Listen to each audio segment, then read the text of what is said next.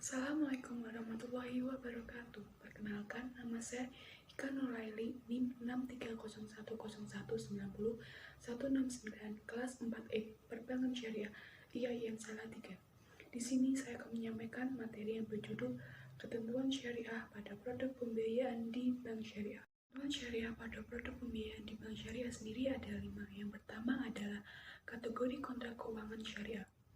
Dalam produk keuangan syariah terdapat beberapa model kontrak yang diterapkan berdasarkan fatwa yang dikeluarkan oleh Dewan Syariah Nasional Majelis Ulama Indonesia. Pengembangan akad yang disahkan oleh fatwa DSN dalam bentuk kombinasi memiliki 3 model, yaitu 1. Model akad tunggal atau basit. Akad tunggal atau basit hanya mencakup satu akad dalam transaksi. Contoh dari akad tunggal yaitu jual beli, sewa menyewa, kerjasama atau syirkah, salam, dan lain sebagainya. Namun, dalam fatwa DSN ada sebanyak 16 akad tunggal yang digunakan, yaitu wadiah, mudharabah, murabahah, salam, istisna, musyarakah, ijarah, wakalah, kafalah, hawalah, qard, hibah, sarf, jualan, dan bai. Akad tunggal digunakan oleh dua pihak, yaitu antara nasabah dan lembaga keuangan syariah. Yang kedua adalah model akad berganda mujtami'ah yang termasuk dalam kategori akad berganda, yaitu murabahah, letter of credit syariah, kartu syariah, mudharabah, mustarokah, dan musyarakah mutanakisah. 3. Model akad berbilang atau muta'addidah. Akad berbilang adalah akad yang berbilang dari si syarat, akad, pelaku, harga, objek, dan lain sebagainya. 2 atau lebih kontrak yang dikumpulkan dalam suatu transaksi tetapi dipisahkan dari satu kontrak ke kontrak lainnya, termasuk dalam kategori beberapa kontrak. Yang kedua adalah ketentuan syariah pada produk pembiayaan berbasis jual beli, yang terdiri dari 3 produk pembiayaan, yaitu murabahah, salam, dan istisna. Pertama, saya akan menjelaskan tentang murabahah. Pembiayaan akad murabahah yaitu pembiayaan yang menggunakan transaksi jual beli barang, di mana besar harga perolehan ditambah dengan keuntungan yang telah disepakati antara penjual dengan pembeli. Besarnya keuntungan dinyatakan dalam bentuk nominal atau rupiah. Dalam perbankan, pembayaran dalam murabahah dilakukan dengan cara cicilan atau dicicil. Dalam transaksi barang diserahkan setelah akad, sedangkan pembayaran dilakukan secara cicilan. Ada beberapa syarat dalam jual beli dengan akad murabahah, yaitu 1. Penjual memberitahu biaya modal kepada nasabah. 2. Kesepakatan pertama harus sah sesuai dengan hukum yang ditetapkan. Ketiga, perjanjian atau kesepakatan harus bebas dari riba. Keempat, penjual harus menjelaskan kepada pembeli bila ada barang yang catat sesudah pembelian. Kelima, penjual harus menyampaikan semua hal yang berkaitan dengan pembelian. Produk pembiayaan jual beli dengan akad murabahah memiliki beberapa ketentuan secara syariah.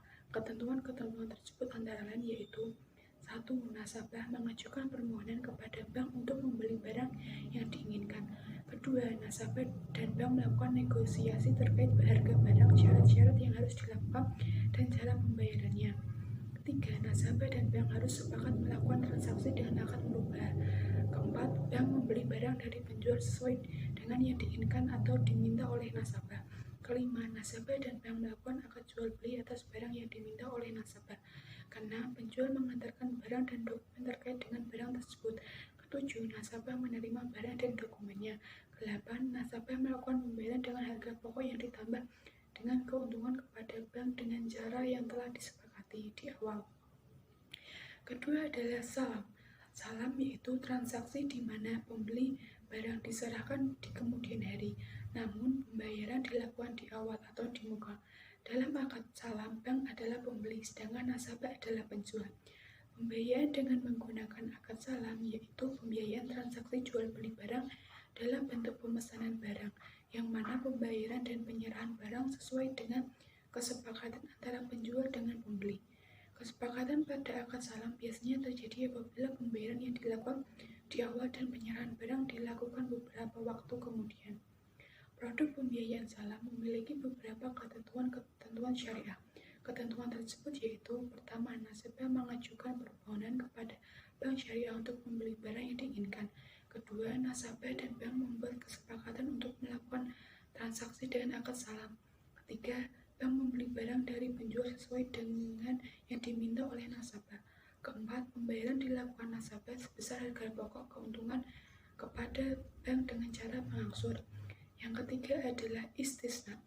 Akad ini hampir sama dengan akad salam, di mana transaksi pembayarannya dilakukan di awal dan penyerahan barang dilakukan di akhir. Perbedaan antara salam dan istisna yaitu jenis barang yang ditransaksikan. Pembiayaan dengan menggunakan akad istisna sendiri yaitu pembiayaan bank dengan akad transaksi atau jual beli barang di mana bentuk pesanan barang sesuai dengan kriteria dan persyaratan tertentu yang telah disepakati oleh bank dan nasabah. Ketentuan-ketentuan syariah dalam produk pembiayaan jual beli dengan akad istisna yaitu: 1. Nasabah mengajukan permohonan kepada bank untuk membeli barang yang diinginkan. 2. Nasabah dan bank bernegosiasi untuk harga barang, syarat-syaratnya, dan cara pembayaran yang harus dilakukan sesuai akad istisna. 3. Nasabah dan bank membuat kesepakatan untuk melakukan transaksi dengan akad istisna. 4. Bank membeli barang dari seorang penjual sesuai dengan yang diinginkan oleh nasabah. Kelima, nasabah membayar sebesar harga pembelian dan margin kepada bank dengan cara mengangsur. 3 adalah ketentuan syariah pada produk pembiayaan berbasis kerjasama. Dalam produk berbasis kerjasama terdapat dua akad, yaitu akad mudharabah dan akad musyarakah. Pertama, mudharabah. Akad mudharabah merupakan transaksi penanaman modal atau investasi pada suatu kegiatan usaha tertentu. Pembiayaan dengan akad mudharabah yaitu pembiayaan dengan transaksi penanaman modal awal dari bank yang diberikan oleh nasabah selaku pengelola dana untuk menjalankan usaha yang dipilihnya. Hasil usaha tersebut dibagikan berdasarkan nisabah atau bagi hasil yang telah disepakati pada awal transaksi. Nasabah tidak boleh sembarangan dalam memilih usaha. Nasabah hanya boleh membuka usaha yang sesuai dengan syariah dan usaha yang halal. Ketentuan-ketentuan syariah yang ada pada produk pembiayaan dari akad mudharabah antara lain: pertama, nasabah dan bank membuat kesepakatan bahwa transaksi yang dilakukan menggunakan akad mudharabah. Kedua, bank sebagai investor dan nasabah sebagai pengelola dana dalam usaha yang diinginkan sesuai dengan syariah. Ketiga, bank menanamkan dana sebesar 100% dari total usaha. Keempat, pembagian hasil usaha dinyatakan dalam nisbah bagi hasil yang sudah disepakati di awal transaksi. Kelima, jumlah pembiayaan, jangka waktu pembiayaan, pengembalian, dan pembagian hasil usaha ditentukan oleh kesepakatan yang sudah dibuat antara bank dan nasabah. Keenam, kerugian nasabah dalam usaha ditanggung oleh bank dengan syarat kerugian sebesar pembiayaan yang telah diberikan. Yang kedua adalah musyarakah. Pembiayaan akad musyarakah adalah pembiayaan yang berbasis bagi hasil. Dengan kata lain, pembiayaan musyarakah yaitu transaksi penanaman modal dari bank kepada nasabah selaku pengelola dana untuk menjalankan usaha dengan pembagian hasil usaha ditetapkan berdasarkan nisbah yang telah disepakati antara nasabah dengan bank. Ketentuan-ketentuan syariah yang ada pada produk pembiayaan dari akad musyarakah antara lain: 1. Nasabah dan bank telah menyepakati akan transaksi dengan akad musyarakah. Kedua, bank sebagai investor dan nasabah juga sebagai investor dan pengelola dana. Ketiga, bank menanamkan modal sebesar 100% dari total usaha didirikan. Keempat, pembagian hasil usaha dinyatakan dalam nisbah yang sudah disepakati sebelumnya. Kelima, jumlah pembiayaan, jangka waktu pembiayaan, pengembalian dana, dan pembagian hasil usaha ditentukan berdasarkan kesepakatan yang sudah dibuat antara nasabah dan bank. Keenam, pembagian hasil usaha dilakukan berdasarkan laporan hasil usaha nasabah dan bukti pendukung yang dapat dipertanggungjawabkan.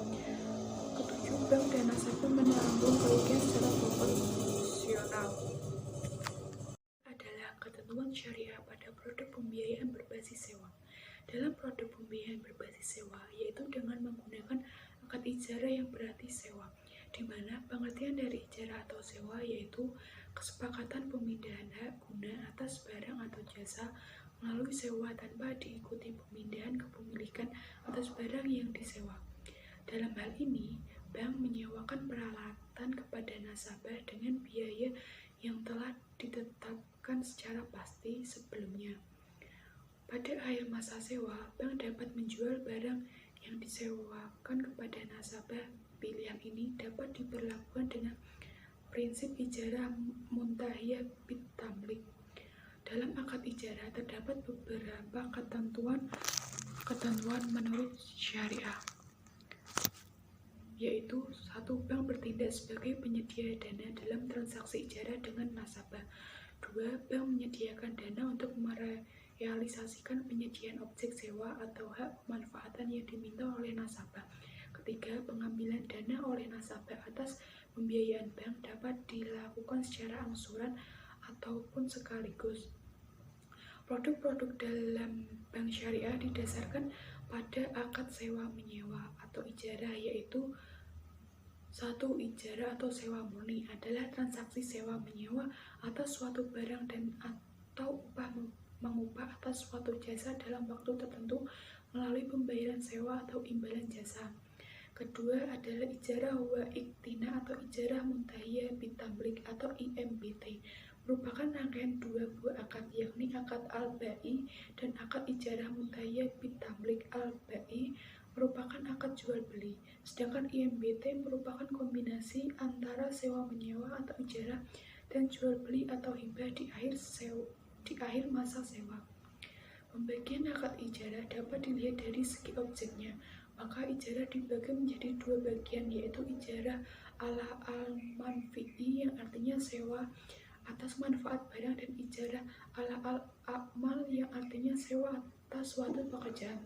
Ijarah ala al-manafi'i yaitu ijarah yang menjadikan manfaat dari barang sebagai objek akad. Contoh dari ijarah ini yaitu rumah, kendaraan, dan lainnya. Sedangkan ijarah ala al-amal yaitu ijarah yang berkaitan dengan pekerjaan dan dapat diterima sebagai upah. Dalam akad ijarah atau sewa terdapat dua model pembayaran. Akad ijarah biasa digunakan dalam industri keuangan syariah. Kedua model tersebut yaitu satu, contingent to performance, yaitu pembayaran tergantung pada kinerja objek sewa. Yang kedua adalah not contingent to performance, pembayaran tidak tergantung pada kinerja objek sewa. Kelima atau terakhir adalah ketentuan syariah pada produk pembiayaan berbasis pinjaman dan kebajikan. Ada dua, yaitu pertama, akad qard. Akad qard sendiri bisa disimbolkan sebagai pinjaman kebajikan atau lunak tanpa imbalan atau kelebihan serta cuma mengembalikan pokok pinjaman. Ada persamaan transaksi akad ini dengan pembiayaan di bank konvensional, yakni tersedia transaksi seseorang atau pihak meminjam kepada orang atau pihak lain. Perbedaannya adalah tidak ada tambahan kompensasi atau bunga yang dibebankan pada pokok pinjaman. Dengan demikian, qard merupakan transaksi pinjam-meminjam dana tanpa imbalan bersama dengan pengembalian sebesar pokok pinjaman secara sekaligus atau angsuran di dalam waktu tertentu. Pembiayaan qard terhadap bank syariah tidak memungut imbalan atau mengenakan tambahan terhadap dana yang dipinjamkan. Mekanisme akad qard antara lain: pertama, nasabah selaku mutarik mengajukan pinjaman kepada bank selaku mukrid. Kedua, bank serta nasabah membuat kesepakatan bersama akad qard. Ketiga, nasabah memakai dana bank untuk memenuhi kebutuhan atau keperluan tertentu. Keempat, nasabah mengembalikan dana pinjaman sebesar pokok pinjaman secara langsung atau angsuran pada jangka waktu yang telah disepakati. Yang kedua adalah akad qardul hasan. Akad qardul hasan yakni pinjaman untuk membantu atau menolong sektor usaha kecil atau mikro atau membantu sektor atau kegiatan sosial. Ketentuan pelaksanaan qardul hasan sebagai berikut. 1. Pinjaman qard yaitu penyediaan dana atau tagihan yang bisa dipersamakan.